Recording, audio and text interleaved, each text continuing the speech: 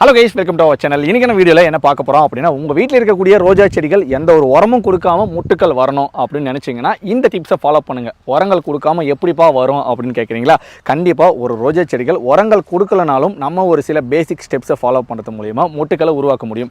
எக்ஸாம்பிளுக்கு ஒரு செடிகளில் முட்டுக்கள் வந்துருச்சு, பூக்கள் பூத்து முடிச்சிருச்சு. நம்ம என்ன பண்ணுவோம், ஒரு சிலவங்க அந்த பூக்களை பறிக்கிறதுக்கு மனசு வராது. அதனால் பூக்களை பறிக்காமல் அப்படியே விட்டுடுவோம். பறிக்காமல் விட்டால் செடிகளில் அந்த லாஸ்ட் போர்ஷன் பார்த்திங்கன்னா அப்படியே இருக்கும். ஒரு சிலவங்க பூக்களை இந்த போர்ஷன் வரைக்கும் இங்கே காமிங்க, இந்த போர்ஷன் வரைக்கும் கட் பண்ணி எடுத்துகிட்டு போவீங்க. இந்த மாதிரி இந்த போர்ஷனில் கட் பண்ணிங்கன்னா அதுவுமே நெக்ஸ்ட் முட்டுக்கள் வரதுக்கு நிறைய சான்சஸை கொடுக்கவே கொடுக்காது.